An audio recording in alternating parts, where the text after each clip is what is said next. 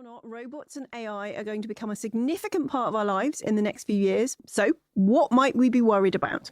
I'll be your not-so-artificial intelligence as I walk you through whether we should be worried about a robot future, provide you with a few things to consider, and, as always, we'll introduce you to two great experts who can help stoke your concerns or solve them. But first, let's look at the story of robots and mechanisation so far and what anxieties they might bring.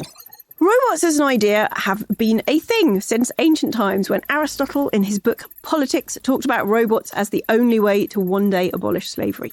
It wasn't until the 20th century, though, that the idea came into the common consciousness when science fiction writer Isaac Asimov popularised them and created his famous 3 rules of robotics. Rule number 1, robots must not harm humans or allow humans to come to any harm.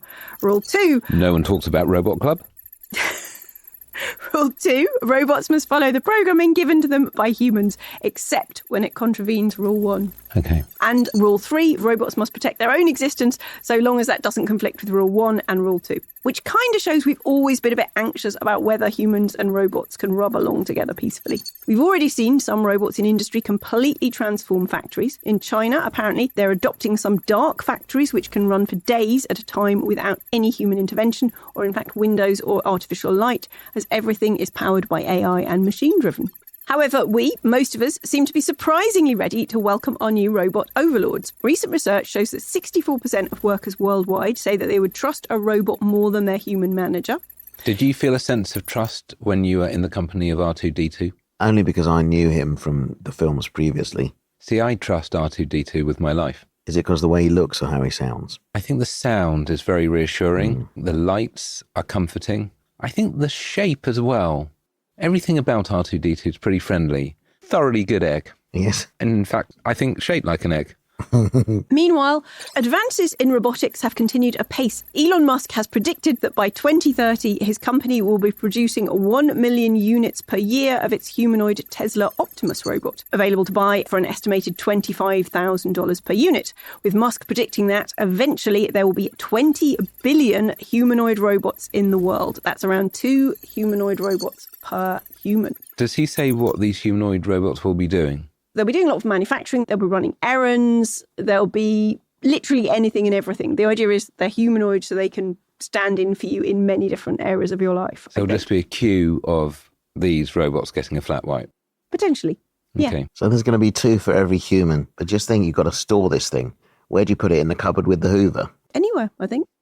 I guess you protect it from the weather. You just would have thought on a resource level, the amount of metal in one of these robots. That's a lot. I mean, this might be the reason why I'm not the richest person in the world, but somehow I can't see a full future where everyone has their own personal robot. You wouldn't want one then, if you could go out and buy one tomorrow. I'd need to really have a sit down and think about some of the tasks that could be done by the robot, because a lot of them seem like tasks I can basically use passive aggression to get other people to do right now. Okay, does anyone want a coffee or... See, that seems to work better and I didn't have to pay for a robot. I think it could be useful. I don't know exactly what tasks I would give it. It's probably just carrying stuff, really, because for me to carry a suitcase is quite difficult, running errands and stuff. But then we're all going to become quite lazy, aren't we? What about being inside the robot, like in Transformers, where you can sit inside a little cockpit? It's a bit like being inside your own forklift truck at all times. I'd love that. Yeah, would you like that? Because then I wouldn't get recognised. I could go around, do some shopping, still enjoy that experience and not be asked for selfies every 10 feet. Yeah.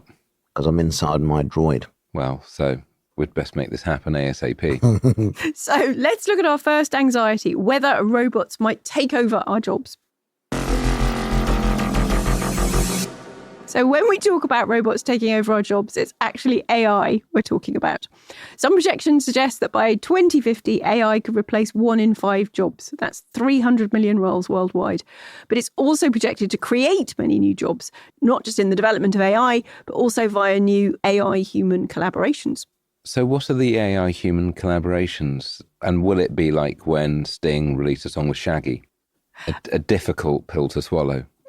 Writing code, for example. Obviously, code takes quite a long time to learn to be a really, really good coder. But with developments in AI, you could collaborate creatively, potentially, even if you were not a coder, and achieve potentially interesting results. Right. So you wouldn't need to code. It'd be like Alan Partridge coming up with Para seguir escuchando este audiolibro gratuitamente, haz clic en el enlace de la descripción y podrás escucharlo completo sin coste gracias a la prueba de 30 días de Audible.